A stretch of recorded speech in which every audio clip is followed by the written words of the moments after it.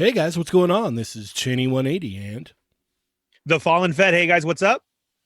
What's going on? It's 80s, baby. And prospect playing with myself. Hey. you're listening Sorry, to I've been practicing, guys. I've been practicing. That's my new Hey. You can see him sitting in the bathroom. Man, come on. It's prospect time. What can I do? I'm giving myself like throat issues. I'm gonna think I have the coronavirus if I keep doing yeah. You're just gonna have the raspiest voice ever. You're listening to another episode of They're Not Dolls. Quickie Mini 20.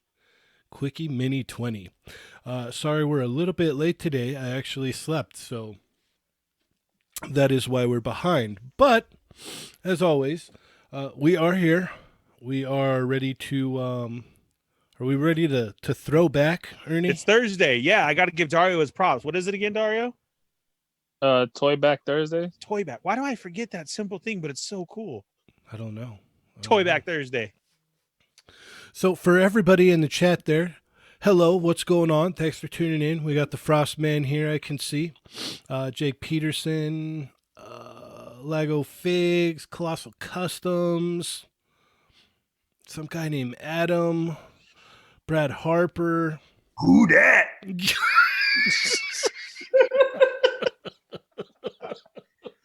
Say my name. Oh, man. So be sure to hit that like button. If you can, share the link right now with all your friends and colleagues and whatnot. Friends, family, and colleagues. There we go. That's what I was trying to say. I still don't think I'm quite awake yet. But anyway, today we're going to be toy backing Thursday. Nice. Right, Dario? Yeah. Okay. I like the sound of toy backing, but it sounds a little bit dirty. Yeah, that's okay. We're gonna break out the bucket and sponge and soap and kind of clean it off a little bit. I was gonna say something else. I thought I was gonna have to wash your car again. Yeah, I was like, again in the same outfit. All right, every time. go for it. Yeah, you guys still haven't seen that Toy Migos banana hammock yet. Whoa. Hey. That's my favorite. Yes. Oh, look at Mervine with the chat squad in the house. Yeah, that's what's I up. like it. That is what's up. On a Toy Back Thursday. Yep. All right. So let's see. Where do we go here? Where do we go now? What were we gonna with G.I. Joe? Is that what we were gonna do? Is that what the post was for? I like it. I just did it for the recent talks of the G.I. Joe figures that are coming out. Okay, that's And- a great idea. So I just put different commercials for different lines, like the original to the extreme, and things like that. The different versions of Joes that we had. Man, did they miss a huge opportunity on that, or what? They could have had a G.I. Joe line in the '90s called "To the Extreme." How cool would have that been? Vanilla Ice style. Yes, you know what? Too, I'm sure they probably did, and we just missed it. They had so many different ones. You know, Mm-hmm. they were first. What was their Tiger Army one? Oh, I don't know. Yeah, they've had so many. Yeah, but those were cool commercials, Dario. Man, there's Joe has always come through with those, and then like there's some that are so expensive right now, even as a throwback. Man, I was looking up Masters of the Universe classic stuff because I had this great idea that I wanted to get another Battle Cat, right? And I wanted to paint the Battle Cat so that I could put my Baron Benz on it. If any of you guys know the song, you know where I'm going with this. Because I thought it would look cool, but then I started looking at how much Battle Cat is, and I was all, holy moly. That Masters of the Universe Classics Battle Cat goes for a pretty penny. And I didn't know they made a Battle Lion. Did you guys know that? A what? There was a battle lion. Here, What do you mean a battle lion? He-Man line? battle lion? Lion. Yeah, it was a He-Man figure? Yeah. No, ever. Yeah. I did know about that, but I'm making a little. I'm doing an Instagram story right now, telling people we're live. So Oh. I'm distracted. Sorry, guys. No. Battle. Look at there. What battle lion? Now I've never heard of that. Yeah. Look at this guy. What? You see this, Dario? Yeah, I'm looking at it. That looks pretty cool. I want to say I saw this before, but I'm not quite sure. It's possible. It's got the same body as the battle cat, but just different heads. And the Dude, that's sick. Yeah, the battle cat is really rad. I want to just get another one and repaint it, like I said, but after seeing how much it is now, I'm just all, maybe I should just kind of hold on to mine and cherish it. Apparently. Okay, and specifically, Josh, what battle cat are you going for? The one like right there in the left? The one that the recent? Yeah, the Masters Universe Classics one. So I'll bring that up right now. What is that? Is that like 10? Is it 10 years old? Possibly, yeah. Yeah, this one right here, the one that's all articulated and whatnot. Right, yeah. Yeah. This is the one I already have, but I wanted to get another one, so. Correct. Yeah, that's man. I didn't know it went up. Oh man, did it? What are we talking? 180. Ooh, right? I just made the cringer face right now. He said that, dang. Yeah, there's a lot of them. Andre said that he believes that battle lion is from the cartoon that was released in the early 2000s. Okay, that makes sense. Yeah, I just never knew about it, so I was like, "Whoa, what the heck?" All right. I posted the Instagram story. Now I can actually contribute, maybe. Possibly. Maybe. We'll see. If you're lucky. Yeah. Yeah, so we were talking about the battle lion that I just, because I was breezing through like, oh man, maybe I want another battle cat. Yeah. So wait, I was only like, I was listening, but I was only kind of half listening. So you wanted it because you want to put Baron Benz on it? Like, you do know that like cats aren't underwater animals. Doesn't matter. He's got an idea, bro. Doesn't matter. See, if he's a holy diver, then he's got to ride a tiger. All right. See where I went with that? I see. You're clever. Yep. That's what I wanted him for. So if you, if any of you out there end up doing that, please just give me credit. That's all I ask. Very nice. I like that. So I remember this line. That was a cool line. I mean, when we had this resurgence in the 2000s, that is crazy to say. But it feels like yesterday. What do we got going on in the chat here? I've already missed so much. We got Keith Frost in here. Brad Harper's in here. Jake. Colossal Customs, what's up? Lago Figs, Mervine, what's going on? KJ Smith, Andre. And they're just talking back and forth with each other, I guess. That's about it. Okay. Everybody's saying what's up. Let's see. Mervine said something about a PSA regarding notification of live when subscribed. Well, Before everyone heads out at the end of I have a PSA. Yeah. Okay. All right. And then Andre brought up a good one too about old Dune figs. That goes right along with the G.I. Joe. We can look at those old ones. Okay. So what were some of your guys' favorite 3/4 inch Joes?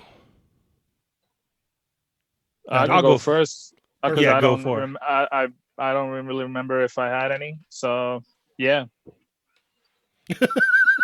Oh, dude! Actually, like you're scrolling right now, and like, I kid you not, the one right in the middle of where you're at right now, Captain Gridiron, the football player guy. I for some reason loved that figure. I don't know why. He had little grenades that were shaped like footballs, and like he had a football style helmet.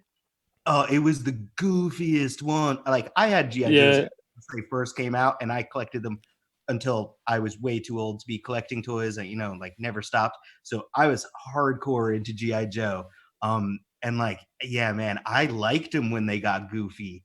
I was into like the weird, like the when they got into like the drug task force and then the eco warriors, and they were like funny colors. I But love yeah, the Eco there he is, Warriors. Captain Gridiron. Yeah, I For loved some the reason, I Eco loved War. playing with my Joes, and like his little football grenades. I would have them like play football, like they'd play it like my GI Joes would play flag football and stuff. They'd use his grenades as the football.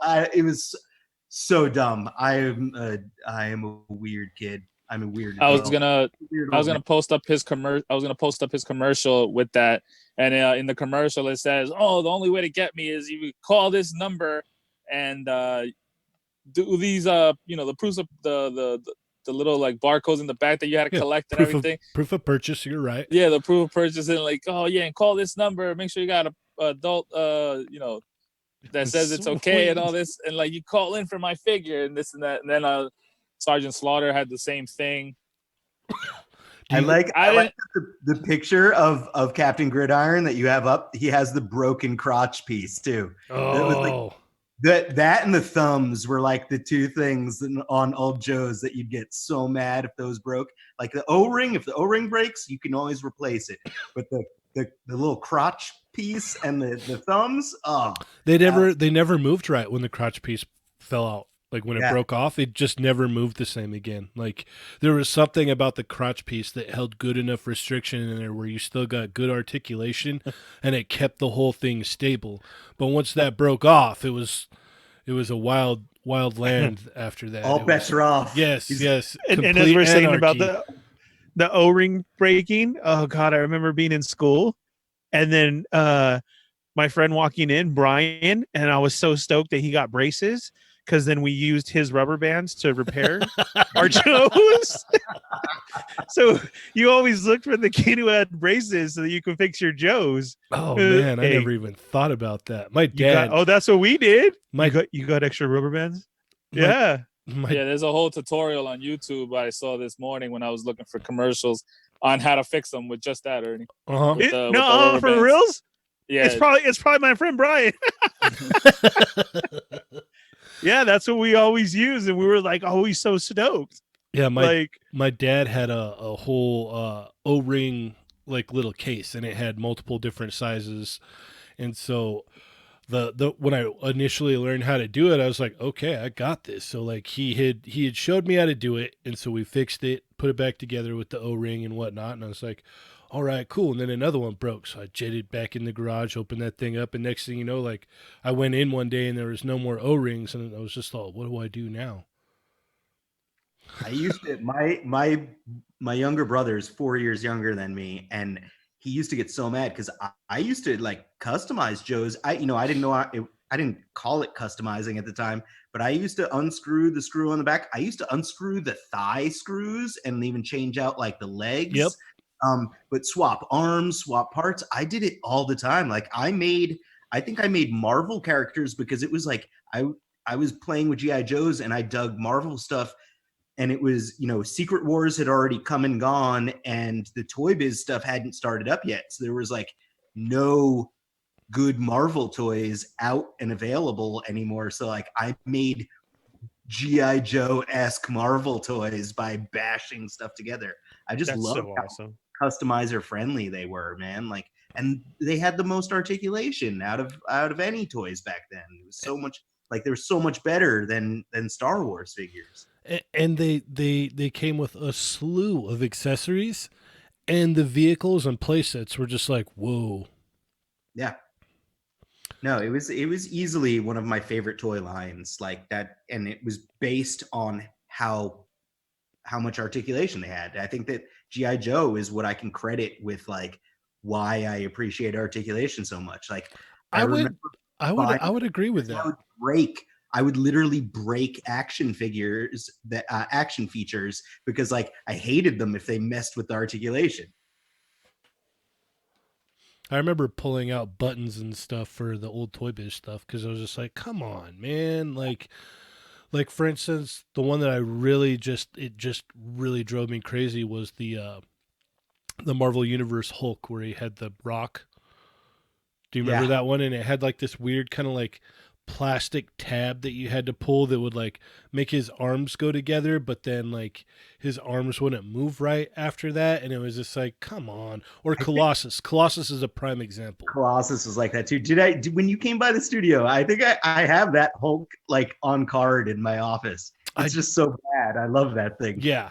And he was like the smallest figure in that line too. Yes, And he was the same height as everybody. He was just a little bit more bulky, and they were like, Toy Biz was like known for doing that. Like you would get like the widest like buff guys, but they wouldn't be any taller than the rest of the characters. Like scale was all wonky in that line.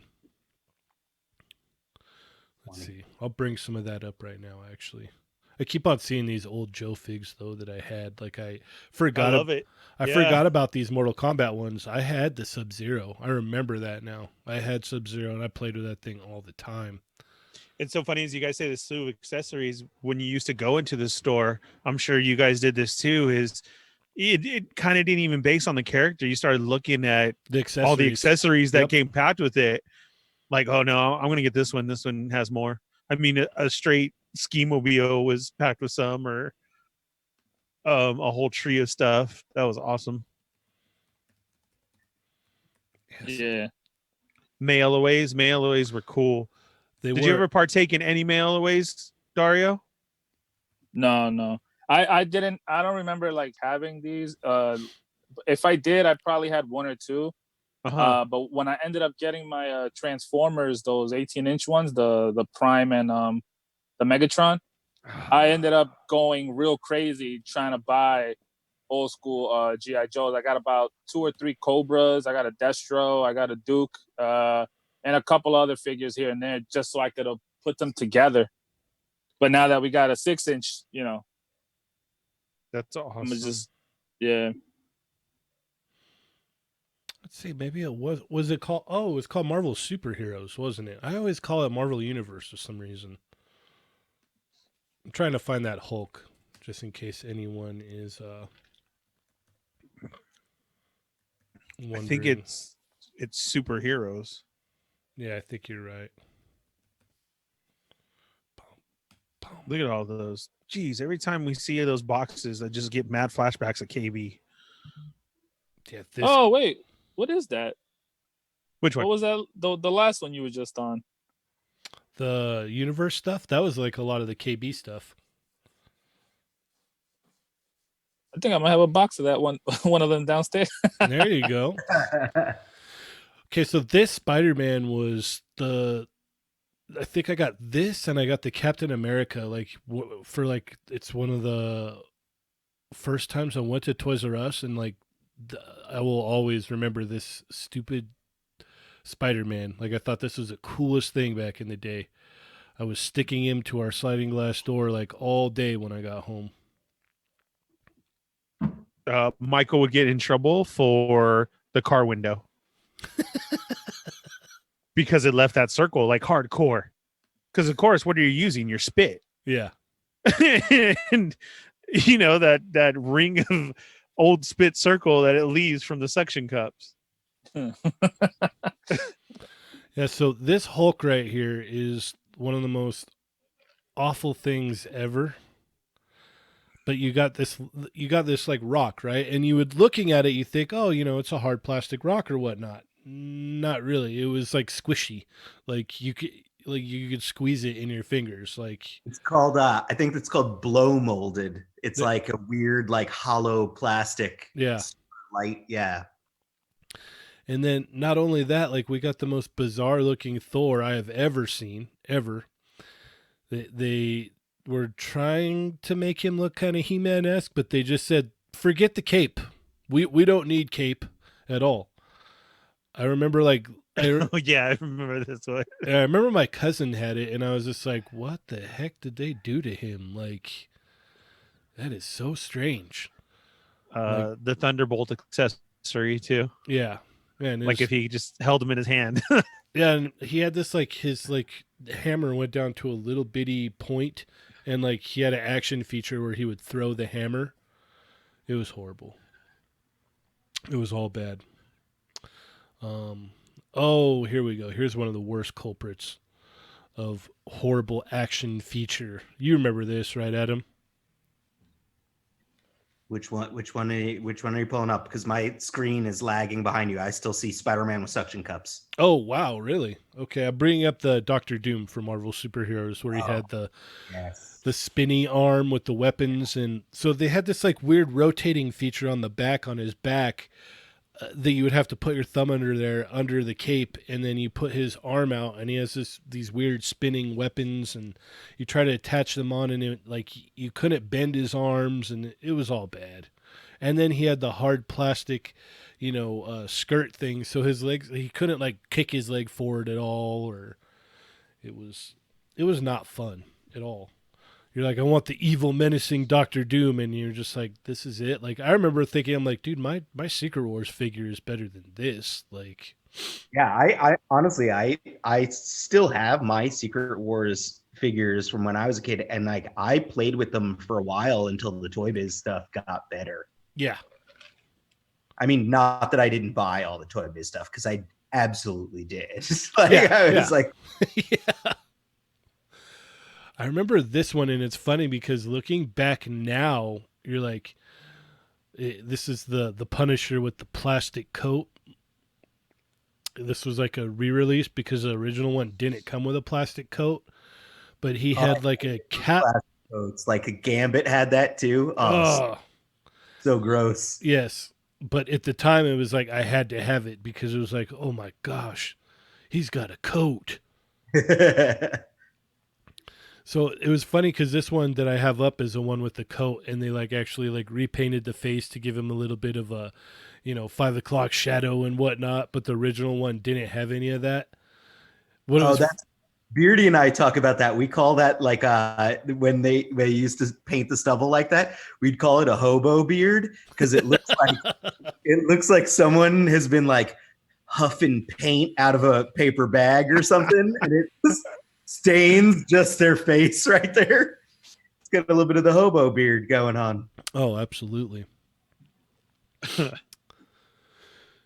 Yeah, these were definitely interesting. Some of these like action features were just, I don't know what they were thinking. Like Mr. Fantastic was like that one. You like, I gotta give you credit for trying because you're trying to make something that's hard plastic into rubber. So like either you put the figure out all rubbery and he won't be able to stand up, or you put him out plasticky with, sections that would stretch. It was very interesting. Then Iron Man came with like the snap-on armor that eventually broke. Didn't the X-Men like the first Apocalypse figure also have the same gimmick as Reed Richards, where he stretched and had just little tubes? Yes. Yep. All these Marvel superhero ones remind me of Kmart. I can see that. That makes sense. I always remember these ones hanging at Kmart. I'm going to bring this picture up just because they've got the battle damaged Wolverine here. I love that figure. I thought that was the coolest thing, except for his stupid action feature. Like, really? No elbow articulation? Like, come on, man. His arms came down in a slashing, right? Yeah. But the fact that his clothes were all torn up, it was just the coolest thing in the world, man. Wasn't it both arms at the same time? Yes. Right? Yep. And then the most bizarre Venom figure I think ever made, but it looked so cool. This one, he had an action feature where he had a little tab on his back, and when you press it down, his tongue would come out of his mouth. Extremely bizarre, but still, like, the figure itself actually was solid because he had, all the decent articulation that you needed except his head didn't turn. I think that was the only thing that the action feature prohibited. And then he had like the symbiote there, the plastic symbiote piece. That's what I'm saying. What is that, a chess piece or what was that? I think it was just to put on Spider-Man, like, oh, the symbiote got on him or whatnot. Oh, okay. Yeah, but it fit on Venom too. So Right. See, and I think that's how I always use mine. Mhm. And I was like, why is there double? But I get it now. I just did it wrong. Do you remember the this was the first superposable Spider-Man here. Do you remember this one, Adam? Oh yeah, I bought multiples of that when I was a kid. Like that was I had to have one in the ready to go in the car, one that stayed in my room. Yeah, no, that was the go-to Spider-Man for the longest time. Yeah, this one was it was probably the first Spider-Man with an ab crunch, right? Yeah. Yeah, this was The tiny head Spider-Man. And if you look at the crotch, looks like G.I. Joe. Yeah. Right. Yep. Well, they were way ahead of their time with that design when you think about it, because technically all they are is ball joints on the hips, right? Right. For the old 3/4 inch. Right. Yes. And people keep complaining to this day about the Hasbro multicolor pins in the arms for Spider-Man. It's like, look at how bad it could be. They could be big metal rivets. Yeah. And that's what Joe's had too. They had the metal rivets in there, but you know what? It was very, very seldom that that joint would break. You would get the forearm that would split in two before that joint would break. Going back to GI Joe, the metal rivets and the metal screws. Beardy and I have a funny thing about that because we're big GI Joe fans, and it's like if you ever buy like a GI Joe off of eBay or something, and it's got like rusty screws or rusty rivets, that's when you definitely want to wash that thing, because that means it's been in the bathtub with other kids. Yes, and the whole inside is full of rust too. And you might as well take the whole thing apart. Let's see here. I wanted to we'll do it now since, geez, time just flies by on these ones. It just goes super fast. I wanted to touch on some video games, some older video games, because not only did we have figures growing up, there was video games out there. So, when it was like, all right, I'm playing video games, or it's like, all right, I'm gonna, I'm done playing the figures, I'm gonna go play some video games. Like, what were some of the video games you remember growing up? And we'll start with Dario since we haven't heard from him in a little bit. What video games I had, or what do you mean? Yeah, like growing up when you were a kid, like what video games did you play? Like what were the most memorable ones? Oh man, I can go back to, let's see, Atari. I had that, Nintendo. But my most favorite probably systems was when I actually enjoyed like every little thing I played was a Nintendo 64. Okay. And playing like GoldenEye and Turok and especially like the WCW games, like things like the wrestling games and things like that, playing with my friends, enjoying, like, as you got, being older and actually knowing how to play and not just smashing buttons like that. That was awesome. Heck yeah. Yeah, there was many hours put in on GoldenEye in my household. It was my dad's like favorite game to play, and he like would play it all the time, and it got to the point where, because that was the one where it initially like incorporated the multiplayer first person shooter. So like you could get like 4 people going on that thing, because the Nintendo 64 had 4 ports. Yeah. So if you had 4 people going, like, that was awesome, man. And it sucked because like my cousin was really good at it and my dad was really good at it, but I just suck at first person shooters. I always have and I always will. I'm not that good at it.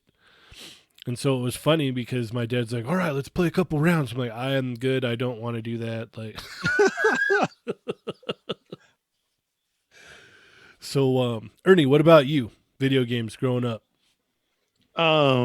I love when Dario said that. Like, you always forget about that. The wrestling ones, I think, are like true button mashers, right? Like, there really wasn't seriously like structured moves for you to do, right? It was like whatever came on the screen was happening.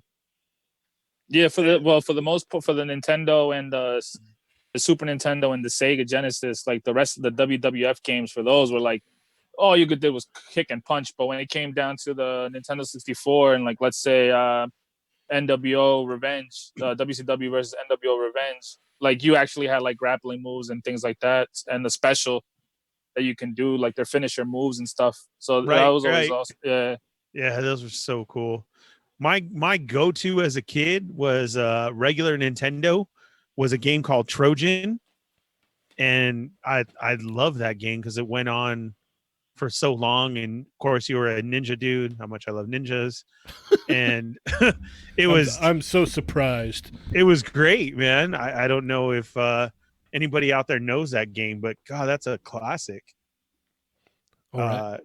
It was You called say Ninja, and it's like Ninja Gaiden, man. Like it's like that game was freaking awesome. I loved it. I mean, like I played Mario like every version forever, but Ninja Gaiden like was epic. So like that was one of my go-tos. And then I know it's a little bit more. It's not quite as old, and but you know with the new re-release, like Final Fantasy VII, that was like I big was deal. so addicted to that game. I loved it so much. I loved all the designs. I don't have the new one yet, but I'm tempted by it. So yeah, I mean like that was all my college life basically. Yeah, I remember my good friend. He used to play it all the time, and I'd watch him play it. That and Chrono Trigger. Chrono Trigger was really cool to watch. I would just watch him play it. So I was like, yeah, I'm good. I'm good on that. Like the fighting game stuff, I was always like, all right, cool, let's do this. But like the RPG stuff, I was like, I just don't have the patience for it for some reason. Like I'm like, okay, so you got to run around and level up and level up and level up and level up, and then you go to the boss, and then you can fight him, and then you got to run around and level up and level up. It just like it always seems to take me out. I remember I really liked Final Fantasy Tactics. That was fun. But even that, you got to run around and level up too.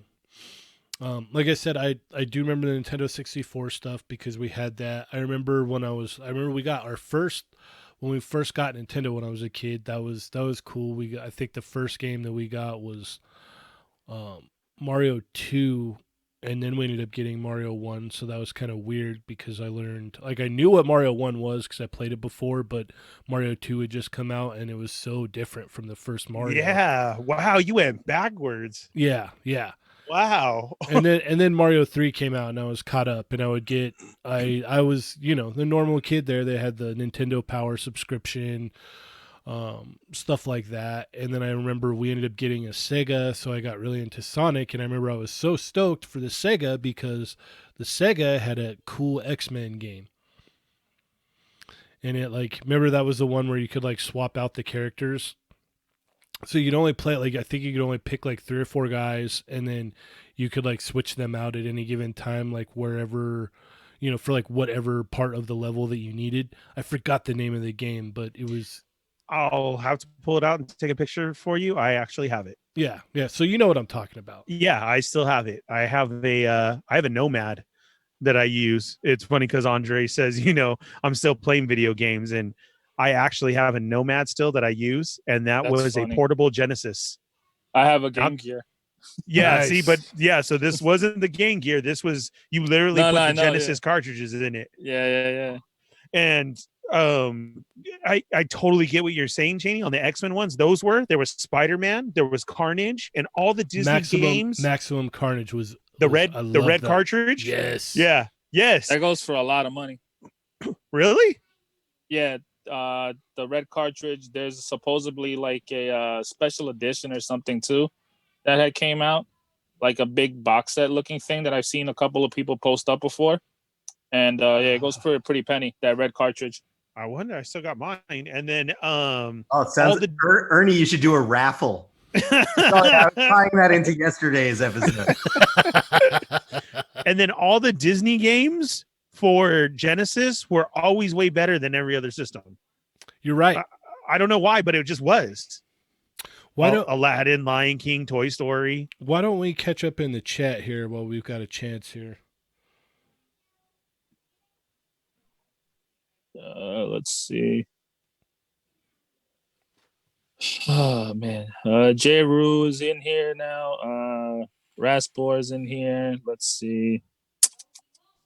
People were talking about what you were talking about before. It says show Punisher's van, Mortal Kombat, G.I. Joes, the Toy Biz, Spider-Man movie figures, and Hulk figs, gimmicks and button levers. Yeah. Let's see. Mervine said Nintendo 64. He had GoldenEye, Star Wars, Rogue Squadron, Mario 64, Legends of Zelda, and that WCW Nitro. Andre said, like Ernie said before, he's still playing video games now. KJ Smith said Trojan was dope. Yes. Jesse Lewis said Contra. And Andre said that you're a liar if you say you beat Disney's Lion King. Yeah, they were so hard. Well, when Adam said Ninja Gaiden, dude, I always liked Trojan because that was so hard. I couldn't get past a certain point on there. Yeah, no, it was not an easy game. Right. Yeah, and that was the thing about, like, dude, Lion King? No, I think the furthest I got was jumping on the giraffes' backs for the Mighty King song. Mm-hmm. And then you just got mad and shut it off and had to go eat dinner. Yeah, there was a lot of that. I remember one of the most furious or frustrating games for me was that Batman game for Nintendo. If you remember it. The Keaton one? It kind of, I think it had like the kind of Keaton feel to it. It came out around the same time, but I don't remember if it was like supposed to be Keaton, but it had the same Batmobile and all that. So yeah, we'll go with that. Yeah, because there was a movie version of the game, and it had I don't want to say returns, but I think it was just Batman, and it was the Keaton one, off the movie version that they had it. Let me see if I can look it up real quick. Yeah, Dario's right. And what were you going to say, Cheney, that it was so hard? Oh my gosh, it was ridiculously hard. You said it and it flashed in my head, and I even think I got a little angry. And then Dario's describing it more. Yes, and I'm like, it was. Yeah, that's the game. Yeah, this one right here. Yeah, that's the movie with the movie. I think. Go ahead. No, go ahead. No, go ahead. Yeah, I think the farthest I got was like level 2.1. That was it. Yeah, I remember playing this game also. I remember because, like, again, when I was younger, when I had these systems, I guess I didn't appreciate the game. I just wanted to play it. Mm-hmm. But like then, I just remember all the times that I used to get so pissed off playing the Teenage Mutant Ninja Turtles video game. I was going to bring that one up next because that one was so hard. The first one? Yes. I would always get past the whole like underwater dam thing with the bombs.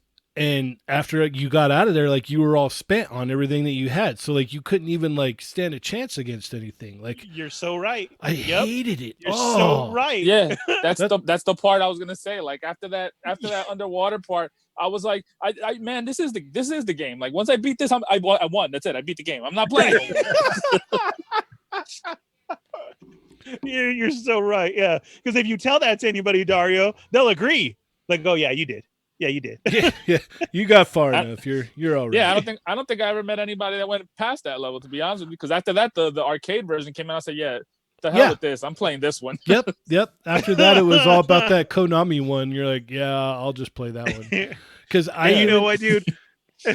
Like Andre said earlier, if you say that about Lion King, well, the same thing about Turtles. If you say that, you're a straight BSer. Like I will not trust you at all. Yeah, I remember that, and it was so frustrating. I was like, you got to be kidding me. Like, this is horrible. And the Batman one, I would spend hours trying to like get past, like you just get to a certain point. I was like, man. And plus they had that weird jumping thing. where you had to like side to side to get up and. That's like I remember like the jumping thing, and then like when it's like there's like lava rising and stuff, and you're having to jump back and forth, and it's like, yeah, good luck. There's no way you're never gonna do it. Yeah, and I like Battletoads. Oh man, Battletoads and Double Dragon was my jam. Battletoads, whenever they're like going down on the like the rope things and swinging back and forth, like it was like that was impossible. I feel like it was the hardest thing ever. I know what you're saying because I would just stay swinging on that rope. Yeah. you're stuck at that screen. It's crazy. I never really played Battletoads all that much. I remember my cousin had it, and I just messed with it a few times, and I was just like, yeah, I don't really have this down, so I'm just whatever. No, the one that Dario said with the Double Dragon, that's legit. Yeah. That's such a good game.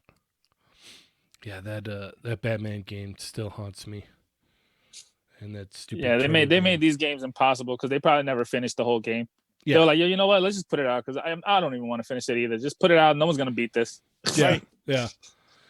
And then you like, I never even attempted to like go back and like utilize the Game Genie with it either. I was just like, no, that was a time in my life I'd like to forget. So. I loved the Game Genie, man. I used that like crazy. I cheated. I didn't care. Yeah. Game Genie was awesome. I remember I had that for the Game Boy, but not for like any other system.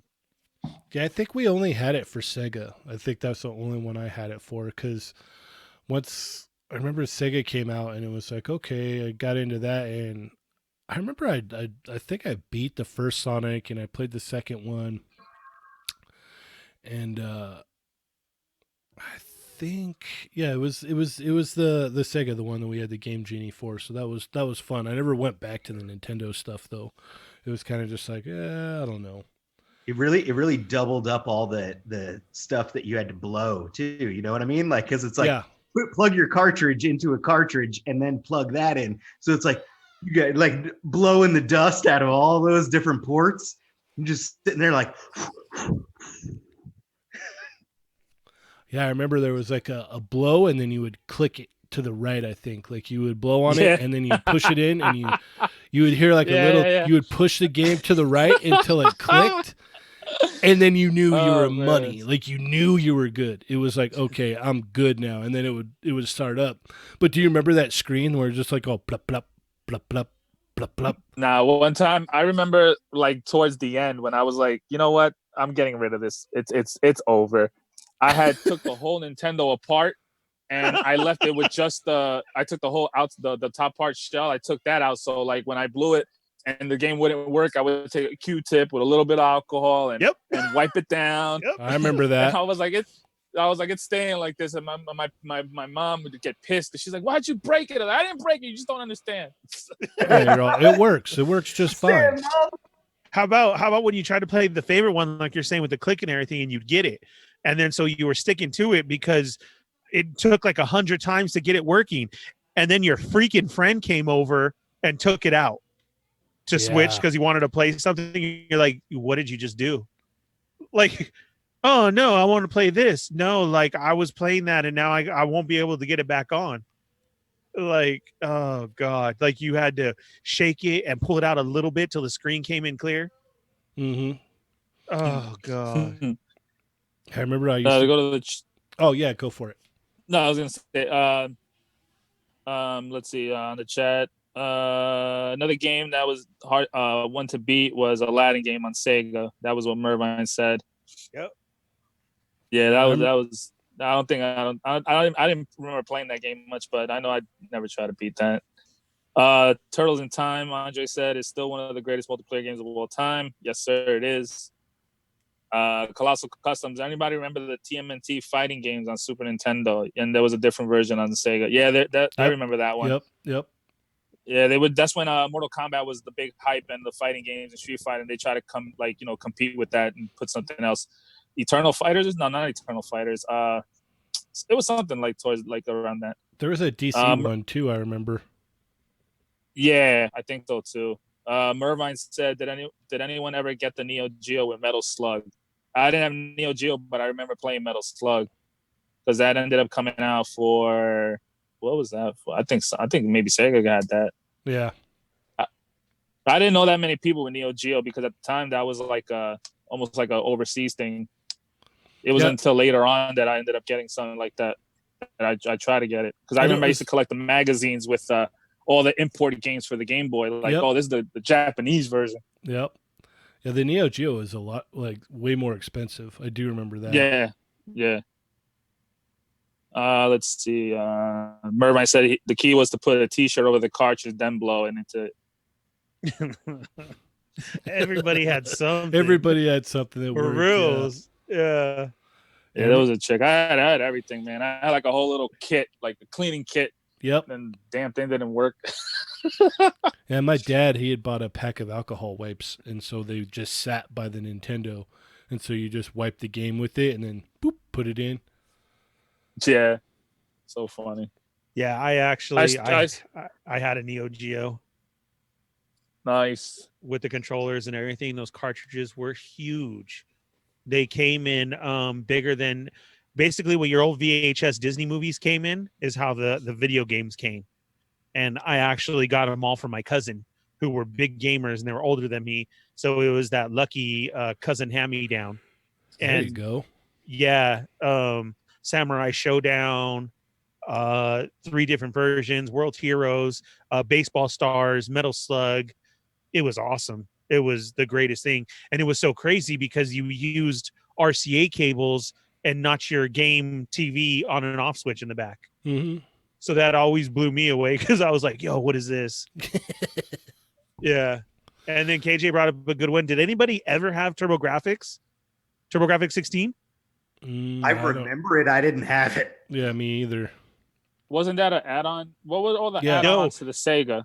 No, TurboGrafx was its own system, NEC, TurboGrafx, and it came with the 2 controllers that looked like Nintendo. It was black. They had Bonk. They had Splatterhouse. I was about to say, wasn't it like their big thing was a caveman game? That was Bonk. Bonk, right? Yeah. Yes. That's all I remember about it. Yep. And they had the very first portable system with a TV and everything in it. Your cards can be portable immediately if you bought the screen and the portable basically. But it was crazy because it was the very first 16-bit portable that there was. It was insane. Yeah, KJ says the games were like credit cards. They weren't even cartridges. You slipped in that card. Right. Yeah, TurboGrafx 16 was it. Then you get into Sega. Sega had Sega Genesis, and then they had the Sega CD add-on, and then the Sega 32X add-on. Yeah. So instead of getting new systems, you kept buying all this stuff, and before you knew it, you had this huge mountain brick of a system. Yeah, tank. That was your Sega. Yeah, it was. And don't let it get hot, because that was it. Everything would get slow. All right. Well, we've run out of time yet again. So thank you everybody for tuning in. Myself and Ernie will be back tonight at 9 p.m. Pacific, 12 a.m. Eastern. We have a very special guest. We're going to have Billy on the show tonight, Bill Maru, the toy mechanic himself. So if you want to check that out, tune in. Let's see. Where can we keep up with you, Ernie? Here, Monday through Friday at 5 p.m. Pacific Standard Time, every Thursday at 9 p.m., sometimes earlier. And on the Sarlacc Digest YouTube channel, every other Wednesday. We had a show last night that ended up working out. I'm the only one without a camera. That's the only thing. So, okay. And Dario? You can keep up with me here every week, every day, and also on the socials, Instagram, Facebook, toymigos.com. And Adam? I'm here whenever you guys have me, and I'm not busy pretending to work or something. And otherwise, I'm playing with myself on Instagram and playing with myself on Facebook. Sweet. And with that being said, I am Cheney180. I'm the Fallen Fett. I'm 80s baby. Prospect. Hey, hey, hey. And remember, guys, they're not